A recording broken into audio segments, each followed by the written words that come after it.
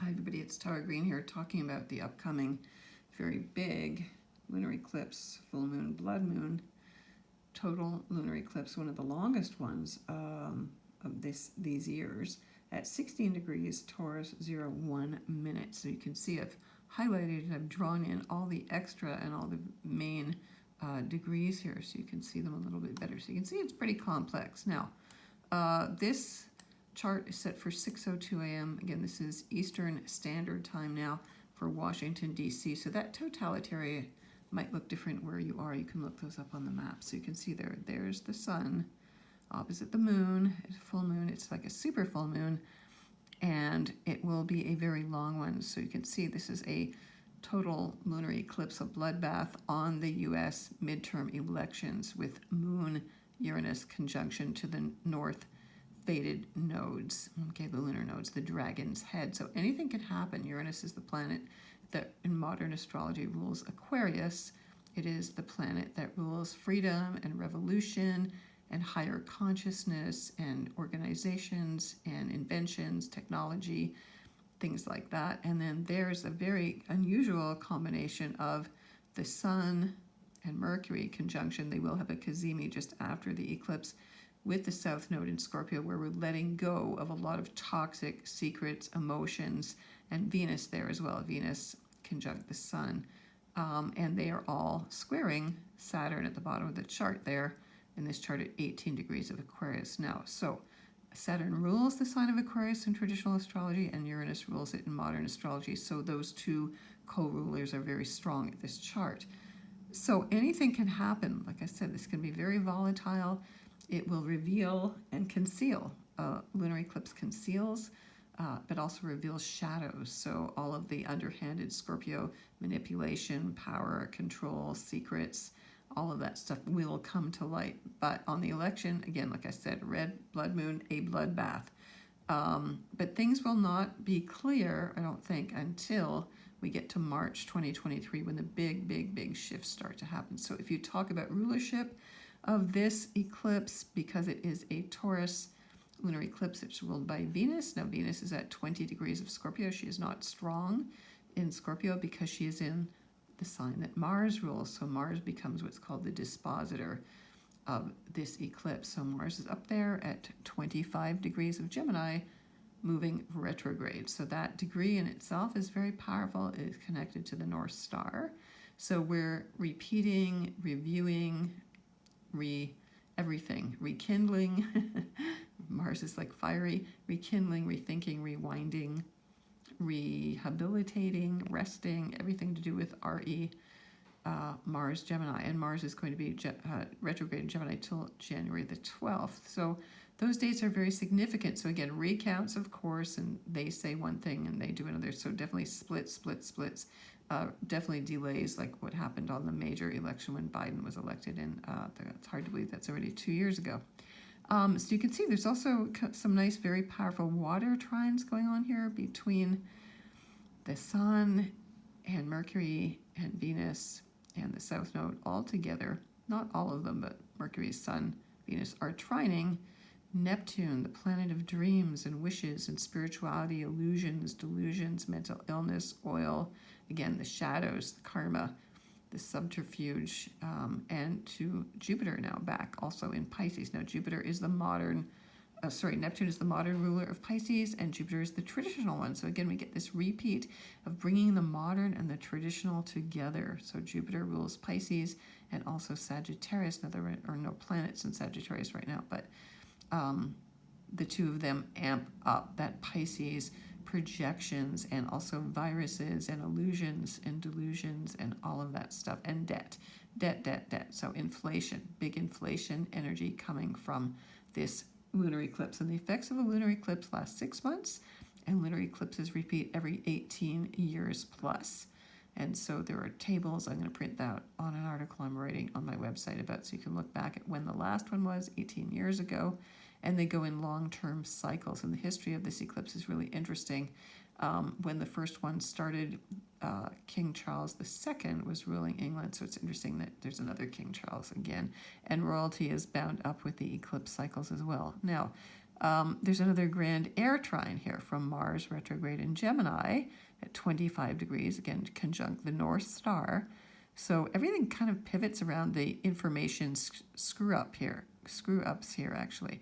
So Mars is trining the asteroids Psyche and Eros. They are together in late degrees of Libra, 27 and 29. Eros is at 29 Libra, precisely. And those two, Psyche and Eros, are the Greek myths of love, finding true love. Psyche rules the soul, the root word of psychology as well. And so Eros, he's the little angel that shoots his Cupid arrows and things. So there is a kind of symbol of a return of an old love or a new love starting.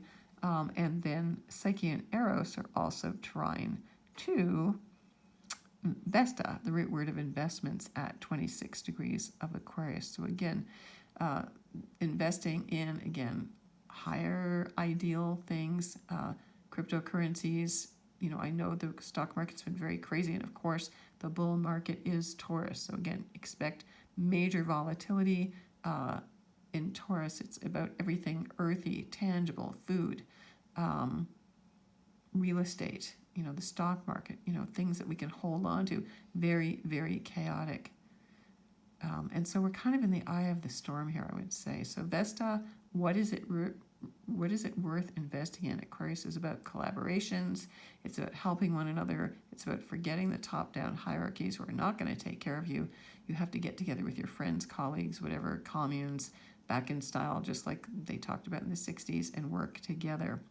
So grand air trine, grand water trine, that's very interesting. There was a lot of planets in water, so we're feeling very emotional, and a full moon in an eclipse is like a super, super emotional time. So you will be feeling it. Now, with eclipse conjunctions, now at an eclipse, there's only usually a 2-degree orb that most astrologers use. So I would say, since the North Node is at 13, I'm going to give it a little bit more. So any planets or angles or nodes, asteroids from 13 to 16 degrees of Taurus feel the effects of this eclipse most personally, and the same degrees of Scorpio, and the same degrees of Aquarius, and the same degrees of Leo, all the 4 fixed signs. So the ones that are stubborn, they don't want to move, those fixed signs represent the 4 archangels as well in the sky. So again, if you have planets there, you're going to feel this the most. I have my descendant there, 16, 18 degrees, pretty close. So definitely I feel that is how I kind of go out into the world.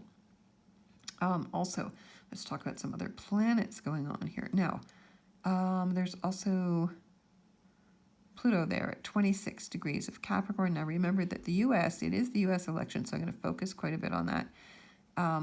The U.S. has been going all the way through 2022, their first Pluto return, and they still have one more exact hit to go. The first one was with Pluto direct at 27 plus degrees. The second one was with Pluto retrograde, and the third one on December the 28th will be with Pluto going direct again. And my sense is Pluto's always going to give that final hit the most. Now, I do believe there is an economic collapse coming in the U.S. They are fighting for their lives. Basically, I believe the U.S. is totally bankrupt, and they're manipulating the markets, and they're working in collusion with a number of other countries, and they want to start a war. And this is very dangerous because Uranus conjunct the moon, which is the moon represents the people in a chart like this. So the mood of the people, the feelings of the people, and the feelings of the people, the moon rules the stock market, it rules how people vote. So in Taurus, people want traditional, stable people that'll promise stability, okay, amongst incredible radical changes, which is being created and manipulated, but it's also real. It's also part of the collective, I would say, evolution of the planet. So the people that want to move forward, which is Uranus, versus the people that want to keep things the same, which is Saturn. Okay, so you can see that Saturn-Uranus square that's been going on for most of 2021 is still really happening and highlighted at this eclipse. So those forces of, moving forward and innovating and freedom, and the old patriarchal club of Saturn and Aquarius. Now, this is also reflected very strongly with the women in Iran fighting for their freedom, desperately fighting for their freedom. I think they arrested 20,000 people. They're killing people and children in Iran. It really breaks my heart, actually. So I send my prayers to all the people of Iran, especially the women, who should be free deserve to be free like all the rest of us here. And we need to be grateful that we do have some freedoms in the West. Where was I at here? The North Node, the people. So Uranus is uranium, and that is, of course, radioactive energy. And Pluto, plutonium, and the plutocrats. So this is a big power battle. I mean, Rudolf Steiner talked about this. He predicted a lot of things that are going on at this time. Opposite Pluto, there's Lilith at 23 degrees Cancer, conjunct Athena, a parthenogenic virgin goddess. The city of Athens is built in her honor. So these are two very powerful feminine archetypes in Cancer, the sign of the mother. So women are fighting for their rights. This is a really major thing that's going on right now. Pluto and Lilith and Athena. Now, it could be also the city of Athens comes into the news right now. The city of Athens is the patron city of Athena. They are both squaring Eris, the Disturbia goddess, at 24 degrees of Aries. Now, Eris moves very, very slowly. Everybody who's born since 1900 has Eris and Aries, and she is the left field. She comes and throws the bomb in. She started the golden apple. She started the Trojan War. So, this is this energy of some really unexpected golden apple, black swan, another one of these events going to happen. Now, I think that people are waking up. That's Saturn and Aquarius as well, with that Uranus square, the moon. People are waking up. Women are waking up. People want freedom. They want to be liberated. They don't want to be under surveillance all the time. And so that uncovering that the eclipse is doing, when the moon goes into the shadows and turns red, you never, never, never manifest anything on a total lunar or solar eclipse. This is not the time to do this. This is traditionally a time when people would be afraid because the moon, was being eclipsed, was turning red. And so really it's like a menstruating moon. And Lilith represents the menstrual goddess and the fact that menstrual blood is the most sacred substance around. So as the moon turns red, I would take it as a sign of like Lilith or like Kali energy, that like red, blood red, like, people are going to be willing to die for what they believe in. And so that sense of also that taboo, the word taboo originally meant sacred, what was considered, what has been relegated to taboo, like, women's hair or whatever, not wearing religious garb, is going to be blazingly revealed in this light with this blood red moon, the sacred blood of women, women's wombs, the most sacred organ in existence. And so this is a very powerful time. So if you're bleeding, women, if you're bleeding on this full moon, really definitely stop the day before, especially while the lunar eclipse is on, even the day after, to rest, reflect, to tune in. We need you to dream. Jupiter at the last degree of Pisces, the most karmic degree in the zodiac. Really important. You can see that, Jupiter, Neptune, Lilith, Athena energy going on here, right? Very powerful with Psyche and Eros. It's a turn on, really. In terms of a balance, Eros and Psyche is in Libra, the sign of justice and balance. So there is karmic justice. Saturn is karma. And Venus rules Libra and rules Taurus. So we want to have a sense of balance within ourselves and really tune in. Jupiter at the 29th degree of the zodiac is the most karmic, the most imaginative, the most creative.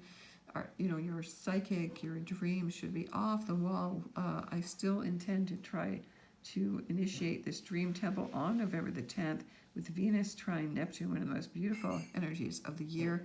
I'm asking you to join me there. I'm going to just make this a pay what you can event so people will come and join, and I will probably do that on Facebook because I have the biggest kind of connections there. So please join me 7:30 p.m. on November the 10th. Now it is just also before very special 11/11/22, so I'm going to bring that energy in as well. Okay, so just send me an email if you want to come. I'm going to put up a little ad about this. It's something that I feel is really important, that we all, the women, must stream together. We must energetically connect our wombs together and really ride the energy of the eclipse. All of these events are happening within 2 or 3 days of each other. Yeah, it's really important that we dream together. to heal the earth, to uplift it. We're going through very cataclysmic and very dangerous times. Now, Ceres, the Great Mother, is up there at 16 degrees of Virgo. She's also in a trine to the Moon and Uranus and the North Node. Okay, right there. She's too far away to be in trine to Pluto, but just there's that nice support from Ceres, the Great Mother, in Virgo. So listen to your gut instincts. Now, Taurus rules the throat. It rules the throat chakra. So really you want to do some toning, sounding, vowel sounds, A, E, I, O, U, or just Om, while the eclipse is on. Okay, now depending if you live in a place where you're going to see the totality of the eclipse, like on the west coast of the US and Canada, and I think in India, there are different parts of the world, then definitely stop while it's going on and just tune in. Okay, and also the Sun conjuncts Mercury, a Mercury Cazimi, another one at 11:42 a.m. That's Eastern Standard Time now. And then Mercury and Uranus oppose each other at night, 9:40 p.m. again. And then the Sun opposes Uranus on the night. So again, a lot of calamity, a lot of chaos, a lot of unexpected events. So, eclipses come in cycles. And so, 2 weeks ago, the not total, solar eclipse new moon at 2 degrees of Scorpio was taking us deep into Scorpio territory, deep into life and death and transformation, living on the edge. I keep hearing that people are suddenly having major emergency medical things, and that helps you to really make wiser choices about what you're doing with your time, no matter how old you are. So we're deep into Scorpio territory, and the energy is going to stay very intense like this until the 15th, when Venus enters Sag, followed by Mercury on the 17th, and then of course the Sun entering Sag on the 22nd. So we're, it's good to surrender, to go deeper into these mysteries. Okay, now the other energies that we've got going on here, there's inconjuncts or yods or fingers of God in this chart. There's a number of them. So what they are is, for example, there's Pluto, 26 Capricorn, sextiling Neptune and Jupiter. They're 60 degrees apart, so you can see they're in the same receptive elements, and they both are 150 degrees away from. In this case, I noticed it's the fixed star Regulus. Now, Regulus, the star of the lion, the lion's heart, moved in tropical astrology from Leo into 0 degrees of Virgo. I believe it was 2009, 2011. And that's why the royals all married commoners. But it also indicates how big this royal star is, traditionally associated with the archangel Raphael that rules the heart chakra. They're doing all this incredible research about the heart, that it's, it's not a muscle, it has its own brain, it works like everything works on Fibonacci spirals, so it also creates its own vortex. That's how blood circulates in the heart. So really understanding the heart of the matter, going deep into the heart of darkness, I would say right now. As the moon, the full moon, if you've been out and seen a full moon lunar eclipse, I remember being in Sedona years ago, I think it was in 2015, way out in the desert with some friends, and as the eclipse started, we could, all the crickets were buzzing and stuff like that, and as the eclipse progressed, everything, all nature went totally silent. And so the animals, the bugs, the critters are way more tuned into the electromagnetic frequencies of these cycles, and they just suddenly stopped. So we are nature too. I think it's important not to think about, we don't want to be transhumans, we don't want to be robots, we are human beings. We need to be human. The sign of Taurus is about the first sign where we go from spirit, which is Aries, into the body. So Taurus is about the Garden of Eden and really appreciating everything, all the beauty and the pleasures. Remember there's that night Psyche Eros energy there as well. The pleasures of being in the body. So really, I would definitely loofah yourself and give yourself a nice, get into the bath while the full moon is on. You could put in some rose oil and really do a cleanse. It's water, it's earth. Really massage your body, use aromatherapy oils, really bring on all of your senses to enhance your experience of what it means to be an embodied soul. That's really Scorpio-Taurus axis there. And then the other fixed signs, Leo, is the heart and the will, like the light, your own light, and Aquarius is sharing your light. So all of those energies are implicated here. So that finger of God, yes, pointing to that fixed star, Regulus. So really I would ask Regulus to come in and help us out here. And then there's Venus at 20 degrees of Scorpio, sextile Pluto at 26 Capricorn, and they both in conjunct Mars. You can see that there, 150 degrees away from Mars retrograde. So again, Mars there, the star of the show. Mars will be very big and visible in the sky. Visible, not invisible. Retrograde planets are brighter, and they are considered to be more positive in Vedic astrology. So again, that point, Mars on the North Star, and this is a North Nodal Taurus solar eclipse. So we need to move forward into shared values, and it feels like more simplicity. Taurus is like, you know, I love being on the land. I love everything, all the beauty, the plasticity, the charm of it all, the charm of the earth, and just making beautiful things. Think about your skin. Think about your, just really going into your body. I would say really meditate and scan the inside of your body. Look at your organs. Look at your heart. Look at your liver. Look at your thyroid. Really do a body scan and really go deep, deep within. Also, your dreams have probably been very 3D, I would say, like mine have been. Pay close attention to your dreams right now, especially on the eclipse. You might be more awake because of the powerful energy of the eclipse.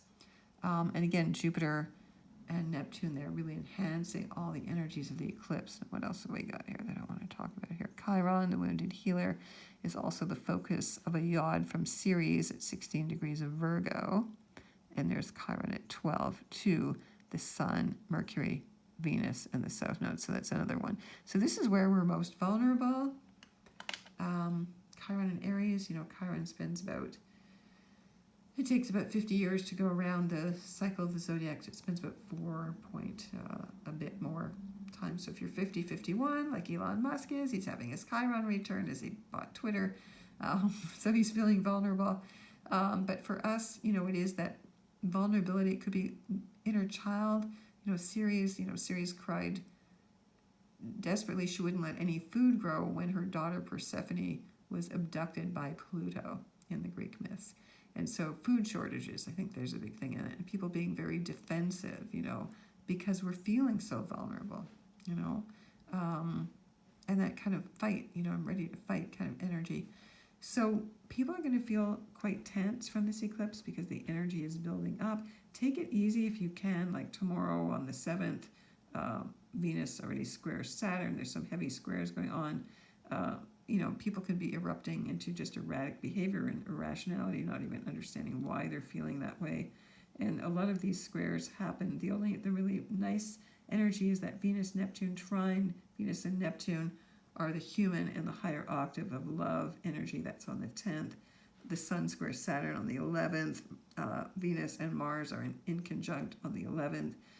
Then Mercury trines Neptune on the 12th. This is a good time also to write down your dreams or do any journaling or any creative work. Venus and Pluto sextile each other on the 13th. That's nice. Mercury in conjuncts Mars on the 13th.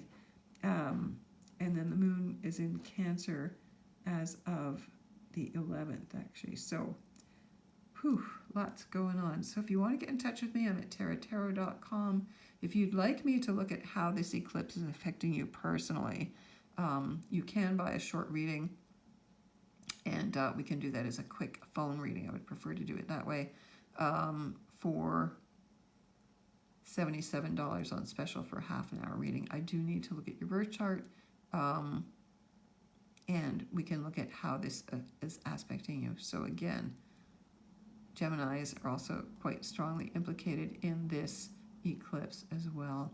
So just look at all the sacred geometry going on right now. Just notice how it's affecting you.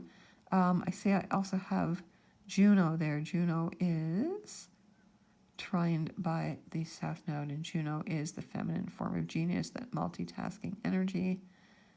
What else have we got there?